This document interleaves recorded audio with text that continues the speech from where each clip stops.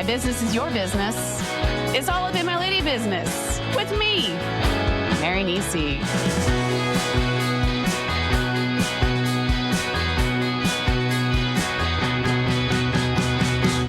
Welcome to All Up in My Lady Business for today. It's a Solamente edition where it's just going to be me today. I had been putting out a call for people to send in questions that they might want to ask me, a Q&A sort of situation. And I got some really interesting questions and some questions that I get a lot that I think it is, kind of fun to address some of the popular questions. And I am excited to kind of do this. I hope it doesn't come off as self-indulgent and egotistical to think anybody cares about what I have to say about anything. But, it does seem like you guys have some questions. And so first one I've got in front of me is, who or what influenced your taste in music the most growing up? So that one has been explored on, if you do find I have a hero video I made of like my bio in 2 minutes. It's a video. We'll put a link to it in the show notes. And in that, I kind of talk about him a little bit, but part of it is I'm the fifth of six kids, and my older brothers and sisters were all deeply cool, at least as far as I was concerned, and I still believe this. But they had a really good taste in music. They weren't listening to the '80s schlock. They were really into the B-52s and the Smiths and that kind of new wavy kind of stuff. And I remember my little sister and I, Robin, we would make up. I remember specifically making up like the song Whammy by the B-52s, making up a dance routine to that and like forcing my family to come and watch Robin and I like jump off the hearth of our fireplace in unison to like Anna and doing like the swim to because that's, what B-52s kind of inspires is sort of 50s-esque dancing. But my brother's best friend is this man, Mike Burke, who is still an awesome guy. I have like 4 different text strings going with him and different people that we talk about different things with. But he was just the coolest, and he has and to this day the best taste in music. And when he was in high school, he was in high school and I was in, grade school, junior high. He was like an honorary brother in my family. He was like always at our house. And, my house was kind of like Grand Central Station as it is. Like it was the kind of place where everybody kind of came to. And one year for Christmas, he made us these tapes that are these mixtapes that he made for each member of my family. There was the Mary tape, the Nancy tape, the Bob tape. Like he made one for each of us. And he had a mixer so he could talk in between the songs.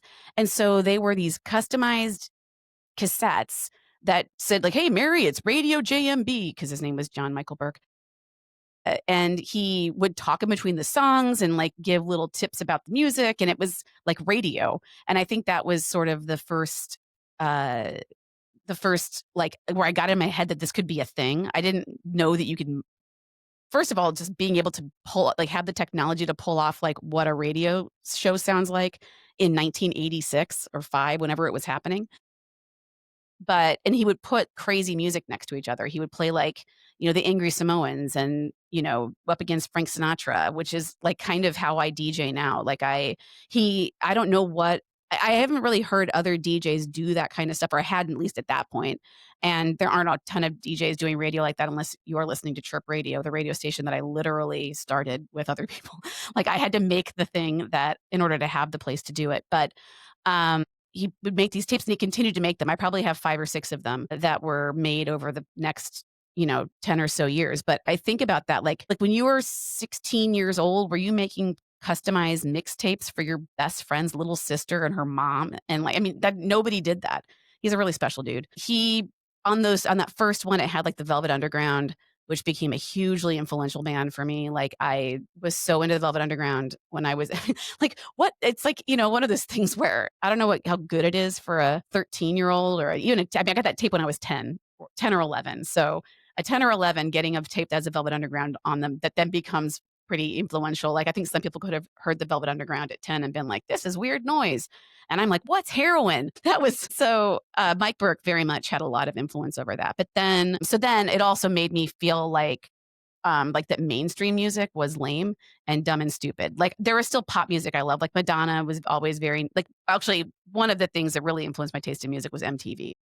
MTV was the only thing we watched in our house. I would come home from school and I would turn on MTV and I would watch MTV for hours just watching music videos, and it was I think that had a lot to do with it because then there was, like, a show that was called 120 Minutes, that was on MTV that was on late on Sunday nights that played, like Susie and the Banshees, The Career, The Smiths. It would play Dave Kendall was the host of Dave Kendall, 120 Minutes, and he would play the Sugar Cubes and, I mean, just all of the stuff. So I there were places for me to find the music, and then when I got old enough to be able to, like, walk down to the record store that was, like, at the bottom of the hill from our house, Homer's Records and Tapes in Omaha, Nebraska, still exists. I would go down there on Tuesdays because Tuesdays were the days that records came out, and it was that way up until probably the last 15 or so years, but records always used to come out on Tuesdays. And I would go down there and I would poke around all the new stuff, and there was a guy that worked there, his name was Dane. He was a little bit older than me, and a little bit older than me. He was like but we were at my high school at the same time. We went to the same school. He also went to Burke. And, he would slip me stuff and, would be like, "Have you heard this band Toad the Wet Sprocket?" And, I was like the Toad the Wet Sprocket was, like, one of my favorite bands when I was in high school until Fear, their 3rd album, which had, like, Walk on the Ocean on it, and, the second that I saw that video come on MTV, I remember bursting into tears and being so bummed because it was actually I take that back.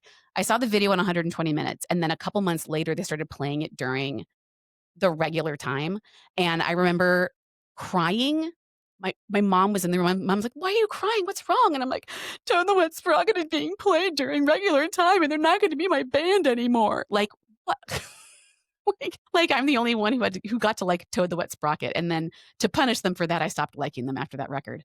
But, yeah, so you had to work harder back in the day to get to find music, and a lot of it was predicated on magazines, like Spin Magazine and Sassy had really good record reviews, but Spin Magazine was also kind of my bible, and Alternative Press. AP, they would get AP, at Homer's, and I would buy it, and also Mojo was also a magazine I was buying a lot when I was in high school, so I had to, like, kinda dig deep to find it, and then, once you start being the person that likes that music, you start just attracting the people that like it, and then that's all like, my friends, we were all into that stuff and went to millions of shows. I went to every single show that came to Omaha, Nebraska, whether I was into them or not, and so what was great about that was, like, I'm like, "I guess I'll go see the Cramps because they're here," and it's like, "Oh, wow, that band is not what I think they'd sound like being called the Cramps," and, like, I don't know, it was a really great way. I was just always curious. I always knew there was something better out there, and I also I think being the 5th of 6 kids, I think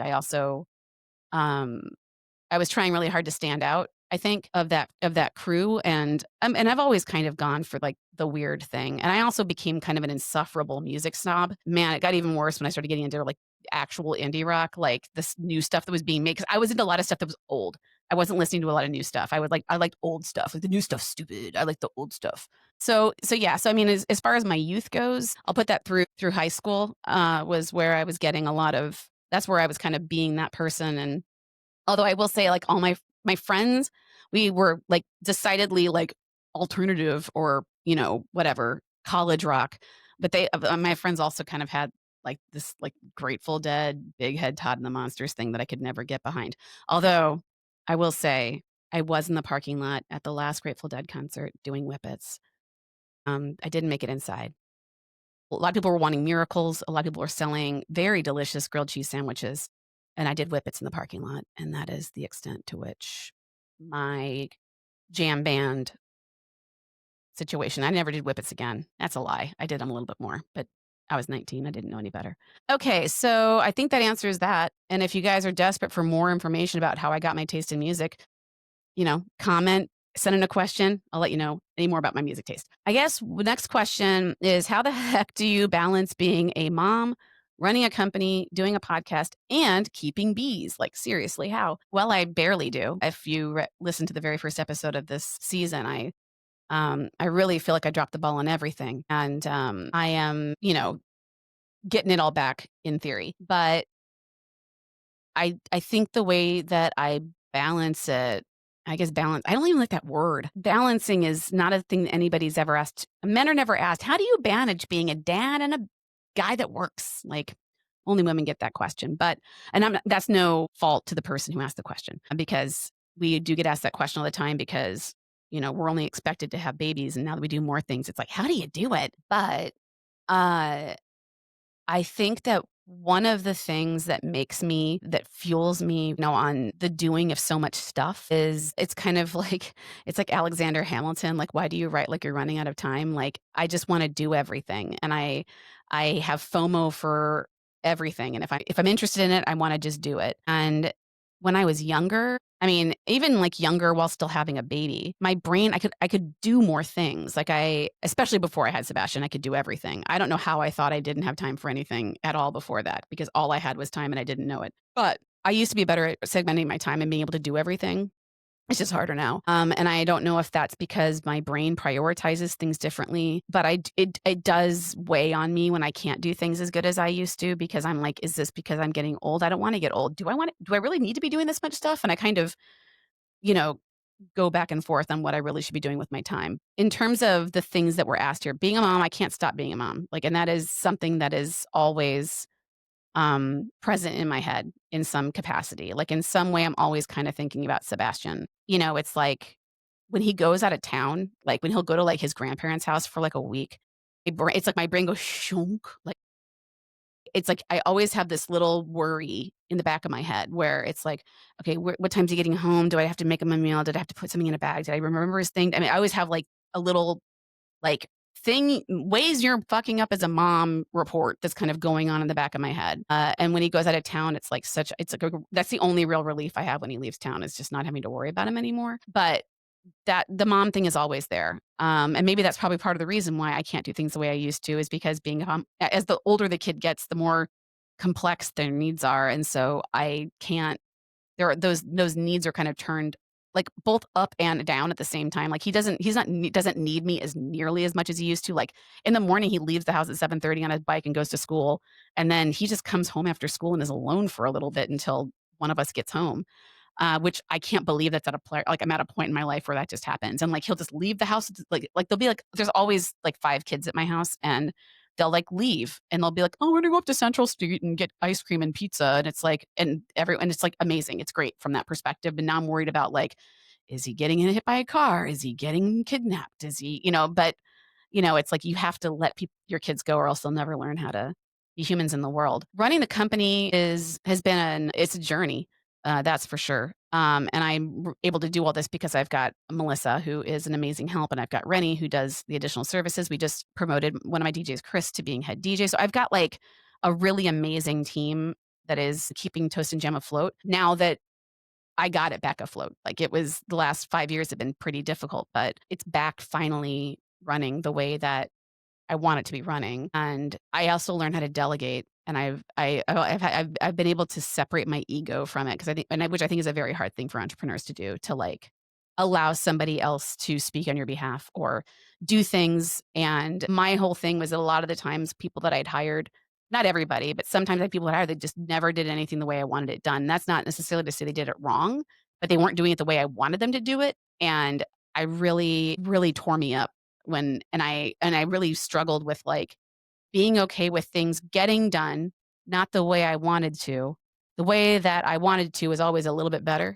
I always kind of, if I'm going to do something, I want to do it. And that's actually part of the problem as well with all of this balance concept, is that I want to kill it every time. And I don't want to I don't want to rest on laurels or do the same thing over again. And I think part of that is, gendered bullshit where, you know, I'm constantly kind of being interrogated about, you know, my role as a woman in business, a woman as a DJ, a woman, you know, uh, entrepreneur, even doing a podcast. I mean, all of these things are things that women don't typically do. And it's a lot of like, as a woman, how does this work out for you? And I'm like, I don't know. I don't know what it's like to have people just believe you or trust the first thing that comes out of your mouth.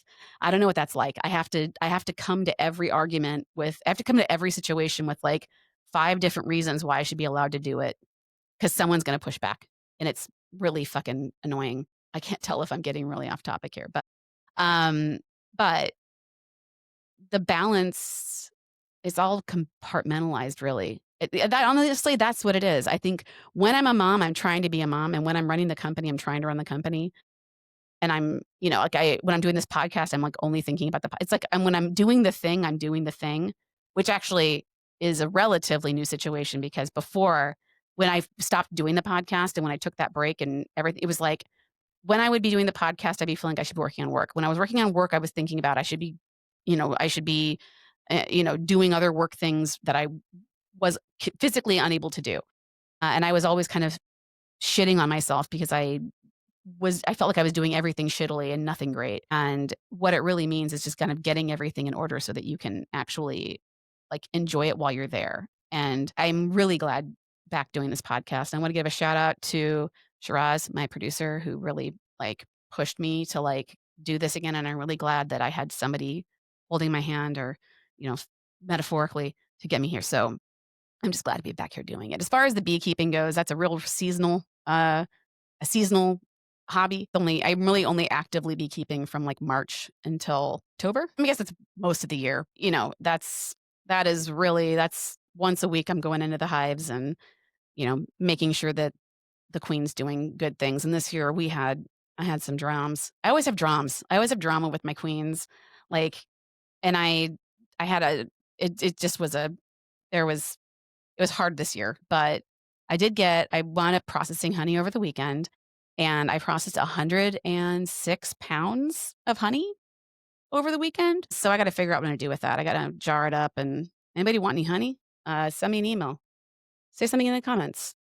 I've got a lot of honey. We're gonna move on to the next question now. What is the hardest business lesson you've had to learn the hard way? I mean, I guess I've had to learn all of my business lessons were learned the hard way. At least I mean, I guess there's some things that I'm sure are easier for me than they are for other people. I guess no one really wins. I mean, there's pluses and minuses to how everything goes. But I think the hardest business lesson that I've had to learn the hard way is that there's no easy way.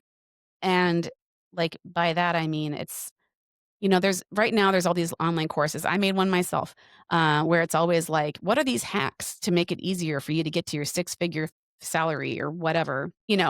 Like, unless you have unless like, you have to do it all you kinda have to do it all yourself. And that's it and when bad things happen, like, I guess one of the hardest things I've had to learn is to stop taking it personally. Like, when something bad would happen to me, I'm like, "Why is this happening to me?" And, I don't see anybody else dealing with this shit, and I, tend to, victimize myself and which is, like, boring. Like, no one wants to hear anybody else victimizing themselves. But when a bad thing happens, you've got 2 choices. You can either deal with it or not deal with it. And that means you're either keeping a festering problem in your company or you're quitting. And either way, they're both the same thing. I mean, if you leave a festering problem in your company, it doesn't go away. And so I have learned, actually, this is probably it, is that when something isn't working, oh, this is what it is I am really bad at cutting my losses and realizing like I get very pot committed on things. And so like if, I spend all this time trying to figure out how to do something and even though I'm doing it in the dumb jankiest way, I've already invested some money in this. I've already invested my time. And so then I feel like, I have to keep doing it even if it's not really working. But the really hard way I learned that is with people. So it's like keeping people around a lot longer than they should be. And, they say you should hire slow and fire fast, and I am the other way around. Not everybody that I hire is gonna be a right fit for the company. And that's something that, like, when I hire someone, I feel this like, "Oh, well, I let them in, so I probably should give them a chance. I don't want them to think that they're bad at this." And it's like other people's needs are more important than mine or whatever. And I don't say that like in a altruistic, like, I just worry about everyone else's feelings first. It's more like a deep-seated need to be liked, and it sucks, and I don't want people to dislike me. It is a terrible trait of mine, and so it's letting people not like me. That's a hard one that I've had to learn to live with, because like, not everyone's gonna like you, and that's something that, like, I've always been like, "That's not true. You can get everyone to like you if you just, you know, whittle yourself down to the smallest piece that they can possibly, digest, then, I'll make your dinners, I'll be doing whatever. That's not really what I mean, but is letting people dislike you, letting people go when they should be when it's clearly not working, realizing that there's no shortcuts. And if you take a shortcut, it's gonna get evened out. Like I've really come to believe in karma. Not necessarily like that there is a karmic wheel that's moving, but I do think that there is balance. Like every time something amazing happens to me, something kind of shitty happens. And it's whether it's like how much and I think that's always happening, but I think it just becomes more obvious when a great thing happens and then you've got like a low low. And so it's when something bad happens, you can undo it, you can even it out, but you can't that's not where I'm going with that. There's no shortcuts. And so if you try to take a shortcut on one side, you're gonna get fucked on the other side somehow. Like so you might as well just do it the hard way and, like, actually solve the problem, because they don't go away. They will always be there until you solve the problem. That's a hard and also don't do everything yourself. That's the other thing, is always have other people that can do, like, the stuff you truly don't know, like, have a lawyer, don't incorporate yourself, like, have a bookkeeper, like, if there's things that you're not good at that can seriously fuck you, meaning money and the law, don't don't try to do that yourself. Do not ChatGPT any of this. Anybody who uses AI for legal stuff, I worry. But yeah, so those are some hard lessons. I'm sure there's more, but those are the ones I'm giving you right now. The next one is if you could ban one wedding trend forever, what would it be? It's interesting because I've either started liking the things that are trends that, like there's 2 ways to look at trends. One is, like, dumb trends, like, doing, Smirnoff Ice challenges where there was a period if I don't even remember what icing was, but it was happening a lot. It was like, if a Smirnoff Ice appeared, you had to chug it or something. I don't but that happened at, like, 15 of my weddings. Like, that kinda stuff where it's like, TikTok trends that get kind of pulled in because it's gonna, like, seriously date your wedding, which might be fun when you're watching the video later on. But one thing I have learned is that, most of the trends or the stuff that we associate with weddings, like, it's there to in many ways it exists. There's a purpose for it that is like a universal purpose to it that helps keep the wedding structured, and so you need some of those there. So, like introductions, like you need kind of these energy bursts at the top of each movement. So like if you got like your ceremony, you got your cocktail hour, you got dinner, you got dancing.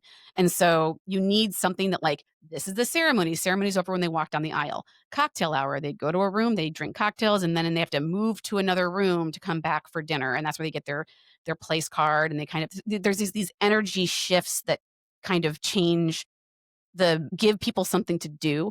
Like when people are like, I just want to have a party. I don't want to have first dance. I don't want to have interjections. Like this is just a party. It's like, then don't hire me. Just put an iPad on because like you need you need structure for these things. Your aunt flew in from Toledo. You can let her see you have a first dance.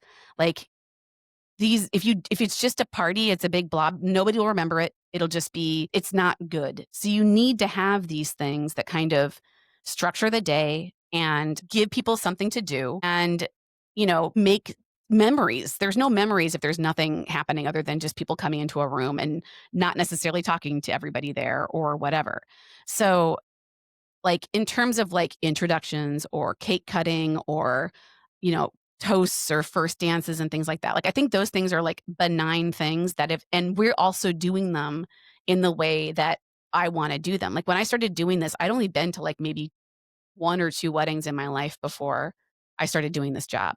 And so I didn't have a whole lot of existing information on how these were supposed to go. And then the guy I was working for initially was the coolest guy in the universe. And he showed me that you don't have to compromise on like who you are in these situations. I mean, sometimes I'll have to do things I don't really wanna do, but, like, whatever.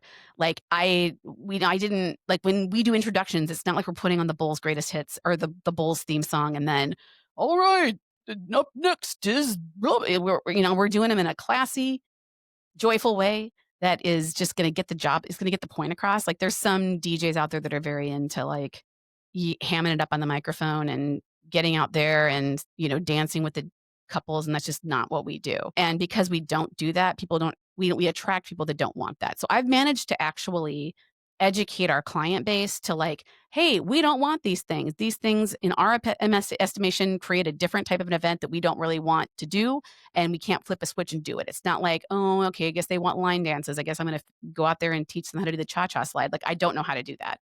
I don't even know how to pretend to do that. And I've been doing this now for almost 20 years, and it's been very successful. So I think that the wedding trends that we still do, they're all fine. I feel pretty good. The things I don't like are bouquet and garter toss. I hate those. I think those are disgusting, and they very rarely happen, especially the garter toss. I haven't done a garter toss in, wow, 10 years, 15 years. I haven't done a garter toss. That doesn't really happen. Bouquet toss does happen. And there's actually kind of a movement now where the bouquet toss is actually like, it's like anybody can come out. Like it's not, like it's less about, because the concept of the bouquet toss was, the bride throws it and and the person that catches it will be the next person to get married, which is, what kind of magical thinking is that?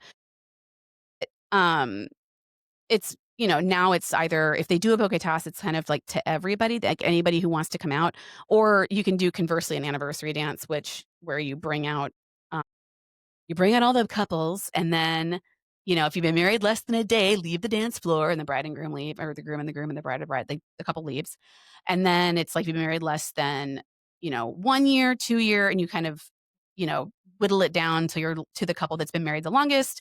You give them the bouquet, you ask them if you can give them a piece of advice, and then whatever. That's like a way to kind of get rid of the bouquet if that's something you wanna do. But I do think it's really weird to be like, single people, show yourselves." And it's like, you know, the 3 friends that aren't married or uncoupled, and, like, your divorced aunt and, like, a 5-year-old, and it's like, n no, it's fun, and it's not necessary, and I don't like that. I also don't like it, I don't like surprises. I don't like people try to do surprises at weddings unless it's a couple doing it. Don't like surprises, as I don't know, surprises are a bad idea, and maybe I'll talk about that later, but that is surprises. Surprises, bouquet, and garter. Those are the trends I don't like, but I think you also just need to understand a lot of these things all exist. They make the day flow in many ways better, and so if you're not going to do that trend, we gotta figure something else out that kinda gets that energy that you need for that moment, and then or you just have somebody do it like me that isn't gonna do it in a dumb, cheesy way. Alrighty. The next question, well, this is kinda deep. How do you define success now compared to when you were younger? Okay, so how do I define success? You know, I guess when I was younger, and by younger, let's like when I started the business, which was I was 30, I think, ish. I was 29. I was 29 when I started Twist and Jam. And no, I was 30. I was 30. So when I started the company, well, when I started DJing weddings, it was the first time in my life where I actually felt like I was doing what I should be doing. Like, I understood callings at that point, um, and that I had found the thing that I should be doing, and it felt right. It worked right away, and it just kept working.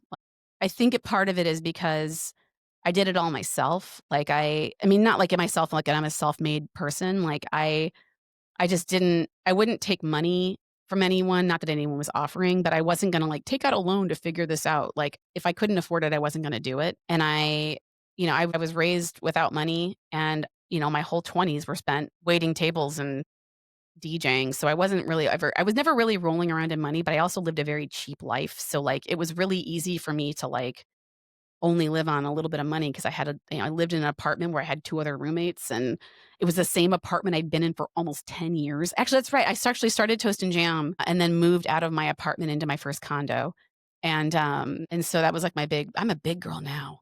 I started a business, bought a condo, moved out of my stopped having roommates at the age of 30, normal stuff that most people are dealing with in their 20s, but it just worked, and it worked because I had money. Like, I had enough money in my account to pay all my bills, and that was as long as I had that, I felt like I was making it. And then when I got to the point where I had to start hiring other DJs because I was getting more work than I could handle, that happened almost immediately as well. So and I made my first 2 hires were Kate and Rachel, and they just bought a billiard hall, and they started this amazing billiard hall on the west side, and Rachel had to she stopped DJing last year, and then this is Kate's last year, which is it's really crazy, but that they made it this long with me, but they've started this incredible business, and I'm incredibly proud of them.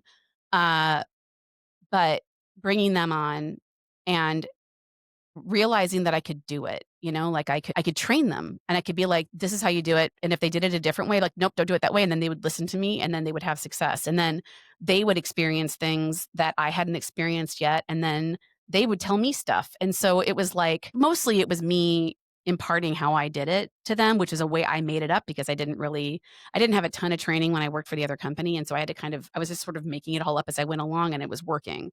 And I think wonder if that's part of the reasons why it was successful was like I didn't have a whole lot of outside influence telling me how to do it, and I was just going off of my instincts, and my instincts are incredible. I have a really good gut.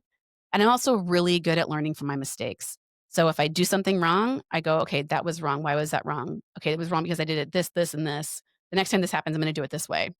And I would learn from my mistakes, and then I would remember, and then I would keep building on that. So, I guess my early days of success were just that I was personally doing like 65, 70 events a year, and I had all these DJs that were out working, and then I attracted all these really, really, really cool people to come work for me, and it just worked, and I remember a lot of sessions with my therapist where I was like, "This is all gonna fall apart at some point, like, this has to fall apart, like, I don't understand why this is working, nothing ever for me ever works like this, like, I've never had anything work like this." And she just kept saying, like, "What if it doesn't? Like, what if it doesn't fall apart? What if it just keeps working?" And I'm like, "Does anybody get that? Like, does anybody just have things that work?" And she's like, "Yes, some people do. They do have things that work." And I'm like, I just had never seen an example of that in my life, at least within my family. No, no, no shakes to my family, but like I don't know, we had a checkered past. And so it was working and I really had a lot of anxiety about it disappearing. And then after about year 8, I wanna say I was really still operating in a this is gonna fall apart, like, still up until I would almost been in business for a decade. And my therapist is like, "Mary, like, you're almost at a decade. Like, this is working." Like, and at that point, I had a lot of things that had gone wrong. You have complaints or DJs mad at you or, like, but everybody I managed to create a culture where everybody, even if they were mad at me, even if they hated everything about me, they still went and gave their clients an amazing experience. They weren't willing to ruin a wedding for a client because they were mad at me. And I think that showed a bit of, definitely respect for me and the business and understanding that we're in a service position and do they really wanna be the person responsible for fucking up someone's wedding? No. And so I had I mean, that didn't stay forever. Over the pandemic, I had some people quit in really shitty ways um, that could have fucked up my business, but at that point, I was a battleship that had been so fortified and iron that nothing could phase me. I really did have a great run there where everybody was doing a great job and you know, we were able to do things our way in a way that I didn't feel was compromising my ethics or my standards or whatever. It's interesting, like now that, before the pandemic, I had a full time employee that ran everything and I really had nothing to do with the company. I didn't really know how, once I had Dina running everything and I was sort of being part time mom, or I guess full time mom, but part time working, I knew how good I had it. And I didn't really know how anything ran. So then when Dina had to leave, I didn't know how anything ran. So part of it was a learning curve. Learn how to run a business that didn't operate at all how it used to be. But now that I have the right butts in the right seats and I've got everything is systemized and written down and I'm not saying it's going to run perfectly forever, but like I am back at a point where I feel like if I were to die that the business would keep going.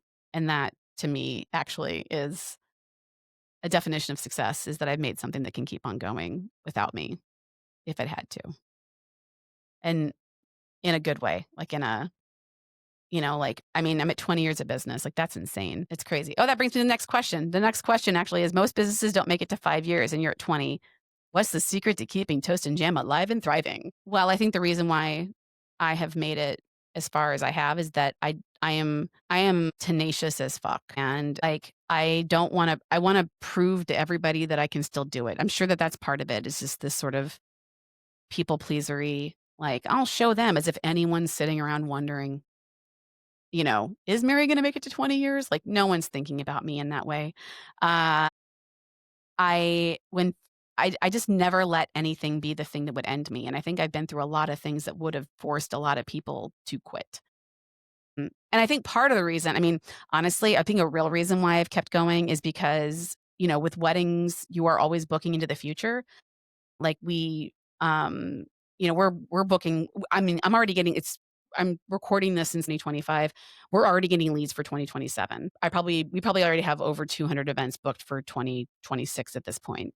So in order for me to shut down this business, I am going to have to, basically tell if I've got 250 weddings, that's 500 people because there's 2 people in that. I've gotta tell 500 people that I'm gonna fuck them over, and I don't always have I never have, that cash just when I get the deposits, I'm not just, like, sitting there, letting them sit there collecting interest until the wedding's over and then start spending that money. Like, that money is always being spent. So, like, if I were to shut down my business today, there'd be a lot of people that would be expecting hundreds of dollars back, and I wouldn't be able to do that. So, I think part of the reason is, like, this can't like, whenever something shitty would happen, I would be like, "Well, I can't cut bait and leave because I I can't afford to." Like, I'm beholden to these people in the future. And I guess what I could have done is just stopped booking things, and then, that would be the end of it. But I feel like if I were to quit, I'd wanna just walk away and never I'm kind of like and that's how I kind of am in life too. Like, I when something's done, it's dead to me, and I just kinda move on like it never happened. So, I think part of it is just my tenacity and, that I can't I c like, I there's too many people that would get messed over like, people would get fucked over. Not only the DJs, but then not only the clients, but the DJs too, like, taking away income from them, like, that is something that I couldn't, like, live with myself over. And so part of it is just, general, just old guilt and beholdenness to the clients and to the DJs. When I was doing improv, and I may have said this before, but, um, one of the statements about improv that I would always hear is that there is in a scene in improv is that there's always a solution that is amenable to all parties. So there's always a choice that you could be making in a scene where everybody is being taken care of. And you can either make that choice or you can choose violence and, you know, start a fight or, put that person in a bad position. And honestly, in improv, it's like 50, you're only responsible for 50% of the scenes. So, like, you can't force yourself necessarily on other people in that way because the other improviser can always neutralize it if they just have the right response to it. But I do believe that if you go into a situation thinking, like, okay, we can all win here, like, let's find a way for us to all win. I'm always kind of thinking about how I can solve a problem where I can win and they can also kind of win too. And I think that that is, I like, and I think the other thing is that I oftentimes think is like, I'm not the only person who's had to deal with this and they've gotten out of this. So if they can get out of this, I can get out of it too. N- I also don't know what else I could be doing. And if this business doesn't work, then what am I going to do? Get a job at an office somewhere? Like, I don't have any other options. Like, this is like literally the only thing I can do. So that's also part of the reason why I had to keep it going. I also believe that I have a very strong brand, and, I think I have a really my branding is incredible, and I have a really good brand, um, and I think all of that is like that because it's me. Like, I can't put anything out there that isn't I wouldn't that I don't feel good about. I would never I actually did briefly we hired an SEO company that was writing blog posts for us in order to get, like, SEO on our website, and, like, they were good posts. It's not like what they were writing was bad, but it just wasn't exactly me. Like, it didn't sound like me. It doesn't matter. I'm doing this for SEO, and I'm like, "But they're on my website, and people can see it," and, like, see like 6 ways to cut, you to keep your budget friendly. And it's like, we're not a budget friendly option. Like, I don't want to attract budget brides. So, like, why would I write why would I put a blog? And it's just, kind of this weird, period where I was trying to figure out how to run a business like other people do. And once I realized that, you know, doing what other people do isn't me, and so I had to kind of just do it all the way I want to do it. And I'm it it kind of goes to the not cutting corners and having to always be getting a little bit better every time. I think that's all part of the atomic habits so to speak, that kind of led towards the success of this company. But also just I've always known who I wanted my client to be. I always know who I wanted to be to my clients. I'm not everything for everybody. I'm not the DJ for everyone. Like I was just talking to I was at a wedding, I was at a WIPA event, which is a wedding industry a professional association. I was talking to somebody who was like talking about how they were making a package with it was like the venue, the DJ, the caterer, and that might have been it.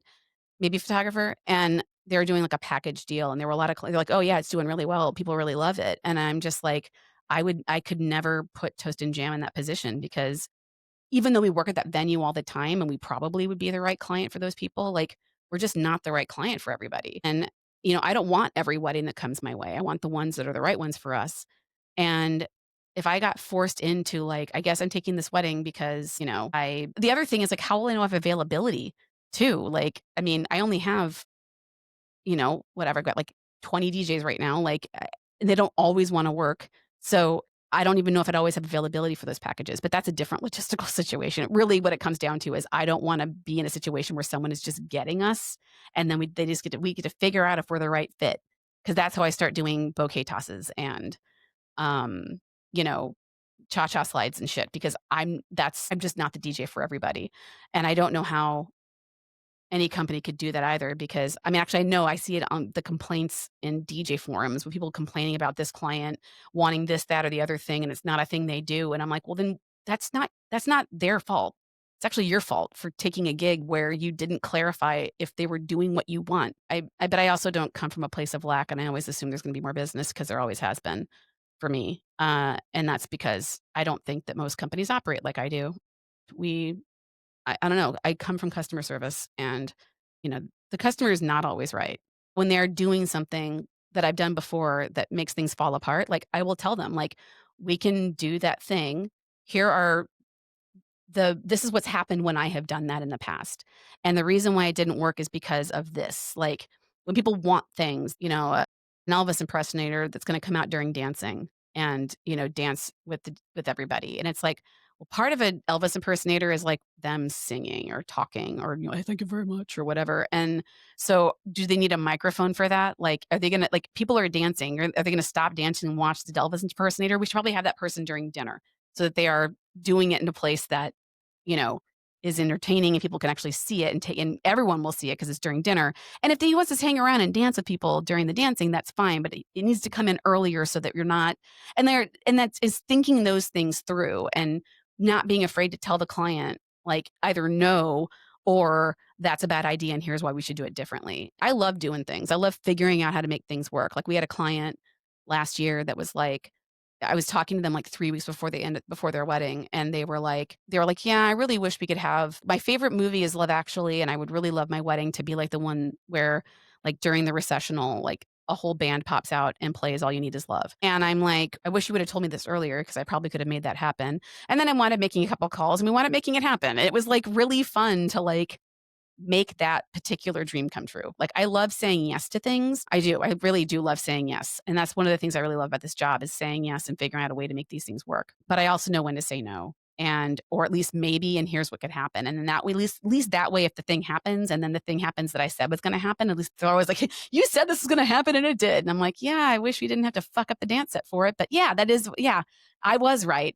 And then sometimes I'm not right. And sometimes, the weird thing they wanted works. And I'm like, knock me over with a feather. Like, I'm glad this worked. I really wanted it to work. You know, so and maybe it worked because I was doing it. I don't know. But in summary, I think it's, staying true to our who we are as a brand and not really having an option of quitting. Like, I like to say when I'm training DJs is that, like, failure is not an option. This wedding is going to happen whether you got a tummy ache or not.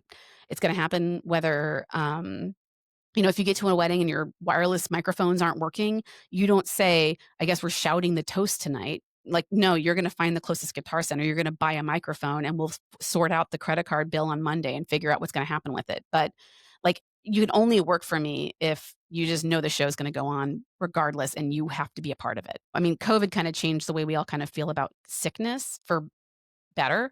We also didn't learn a lot of the lessons of COVID that we should have, but that's a different topic. Like, I have done weddings on all of the Dayquil, like, and I'm just a gray hacking mess, but I'm still there. And the client, I did 3 weddings in between when my mom died and her funeral. And the clients had no idea, and I was grateful for the distraction, but, it's like, I went and I slayed. Like, it's not like I can go to any of these weddings and do a bad job, and I'll be like, "Sorry, mom, I'm sad. Sorry, you're" like, there's no option to, like, not make it great.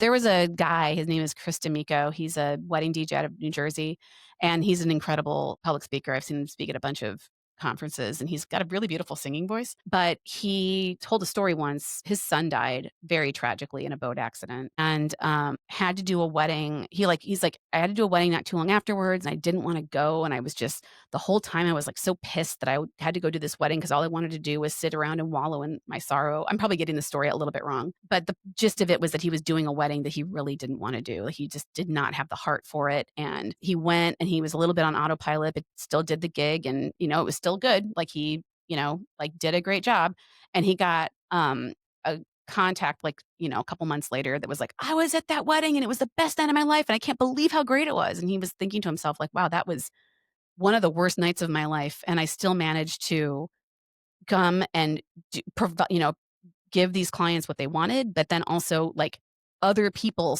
could still, like, regardless of how miserable I was, I couldn't turn it off, and that's how I am as well. Like, if I am there, I'm there. Like, I'm not gonna be like, "This is when I'm gonna phone in." Like, I can't phone in anything. I mean, you guys might have different opinions about that on, some of these episodes, but, I try not to phone in. I try to kill every time, and, that's probably part of the reasons why we are still alive and thriving. So that was, that I somehow got through those questions, and there were so many of them. So maybe I'll have to do this again sometime. I hope you guys liked it. If you did like it, sound off in the reviews.